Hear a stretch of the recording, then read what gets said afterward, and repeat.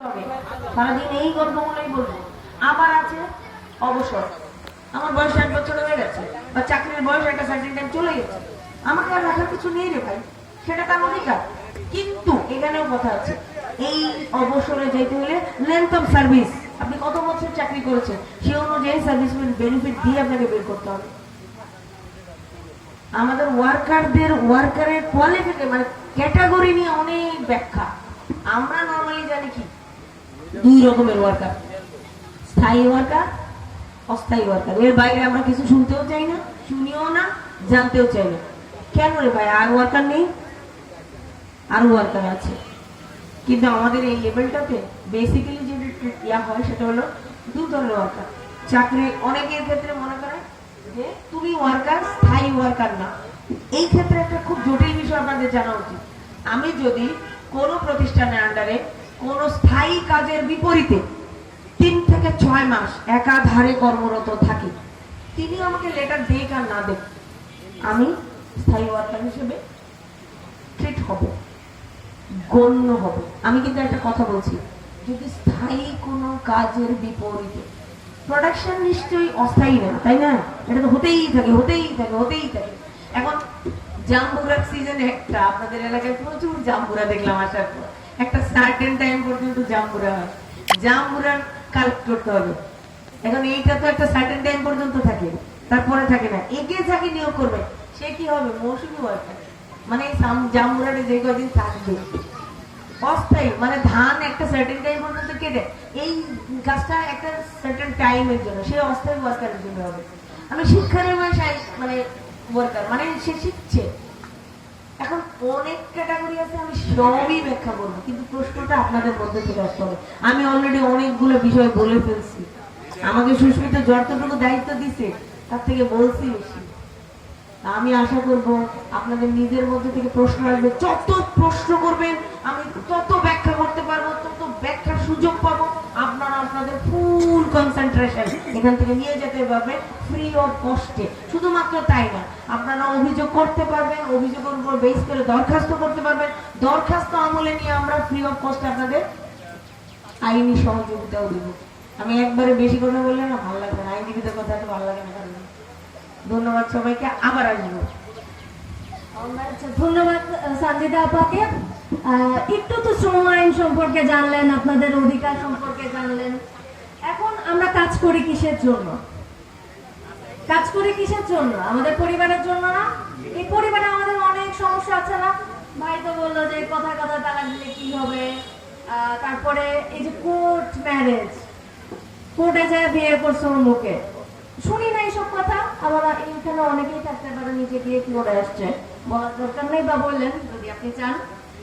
তারপরে যে দেনমোহর ভরণ পোষণ ঠিক মতো দেয় না বা কিভাবে দিবে, এই সংক্রান্ত আরো অনেক বিষয়গুলো আছে না, যেগুলো মানে আমরা জানি না ঠিক মতো। তো এই সকল বিষয় নিয়ে আমাদের আইন কি বলে সেটা একটু আলোচনা করার জন্য আমি এই পর্যায়ে আমাদের অ্যাডভোকেট জাকিরউদ্দিন আহমদ স্যারকে রিকোয়েস্ট করছি। ধন্যবাদ। অত্যন্ত প্রাণবন্ত উপস্থাপনা করছেন আমাদের বিজ্ঞ আইনজীবী সুস্মিতা চক্রবর্তী। আমরা আজকে লক্ষ্মীপুরায় আসছি আইনগত পরামর্শ সেবা প্রদানের জন্য। আমাদের মূলত আমি জাকিরউদ্দিন আহমেদ, আমি যদি এখান থেকে নারায়ণগঞ্জে যাই, নারায়ণগঞ্জের রূপগঞ্জে যাই, তো আমি যদি বলি যে আমার নাম জাকিরউদ্দিন আহমদ, আমার পিতার নাম শাহাবুদ্দিন আহমদ, আমার গ্রাম বাড়িয়ালি 26 নম্বর গাজীপুর মহানগর গাজীপুর। আচ্ছা, এটা একজন কি বিশ্বাস করবে? বিশ্বাস করবে কিনা? তাহলে এইটার জন্য কি লাগবে? আমার জাতীয় পরিচয় পত্র, ঠিক না? তাহলে আমার জাতীয় পরিচয় পত্র যদি থাকে তাহলে আমি বলতে পারবো যে আমি অমুক। এখন আপনাদের প্রতি যে আমাদের এক ভাই বলছেন যে ওই হঠাৎ রাগের মাথায় যদি কেউ তালাক দেয়, স্বামী দেখ বা স্ত্রী দেখ, আমি তোমার ভাত খাইতাম না, দামুগা বাপের বাড়ি, হ্যাঁ তোমার লোকের অসংখ্য করতাম না, তোমার তালাক দিয়ে দিলাম, এই ধরনের ভাষাই তো আমরা বলি, তাই না? তাহলে আমাদের যে এই স্বামী স্ত্রীতে এটার তো একটা ডকুমেন্টেশন আছে, আছে না? কি বলে এটারে? কাবিন নামা, নিকা নামা। হ্যাঁ, আবার যদি একজনের সাথে সম্পর্ক থাকে, সে যদি সম্পর্কটা বিচ্ছেদ করে ফেলে, তখন তাদের মধ্যে আরেকটা ডকুমেন্ট হয়, সেটাকে কি বলে? তালাকনামা, যেটা ডিভোর্স বলি আমরা, তাই না? তাহলে যাই হোক, এই প্রশ্ন থেকে আসতেছি যে আপনার যদি কোন স্ত্রী বা স্বামী ক্ষোভের বশবর্তী হওয়ার আগের মাথায় তালাক প্রদান করে, সেটা তালাক হবে না, ঠিক আছে? আমাদের যে মুসলিম পারিবারিক আইন 1961 সালের, তো পারিবারিক আইন অনুযায়ী যদি একজন স্বামী তার স্ত্রীকে তালাক দিতে চায়, তাহলে আমরা দেখি যে কোর্টে গিয়ে কি করে, প্রথমে একটা নোটারি পাবলিক করে, ঠিক আছে? নোটারির মাধ্যমে তালাক দেয়। ওইটা দিলে কিন্তু সাথে ওইটা কিন্তু বর্তমান আইন অনুযায়ী কার্যকর না, ঠিক আছে? ওইটা করার পর আপনাকে কিন্তু কাজী অফিসে এসে এটা রেজিস্ট্রেশন করতে হবে। হ্যাঁ, আপনার নিকাহনামা বলেন বা তালাক দেন, কাজী অফিসে এসে করতে হবে, তাহলে কিন্তু এটার বৈধতা হবে। কি আমি বুঝাইতে পারতেছি? এখন আপনি বলেন যে একটা ছেলে একটা মেয়েকে তালাক দিবে, তখন সে কি করবে?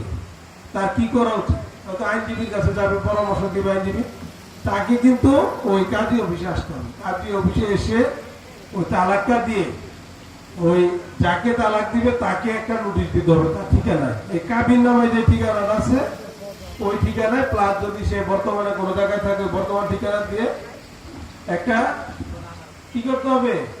ওই কপিটা দিতে হবে। আর একটা কপি যাবে আপনার লোকাল চেয়ারম্যানের কাছে, অথবা সিটি কর্পোরেশন থাকলে সিটি কর্পোরেশনের যারা থাকে, এখন হয়তো প্রশাসক আছে, আমাদের মেয়র থাকে, মেয়র থাকবে, বা পৌরসভার পৌর চেয়ারম্যান, পৌর মেয়র বলে, এদের বরাবর এটা দিলে কি হবে? আপনার আবার কিন্তু সাথে সাথে কার্যকর হবে না।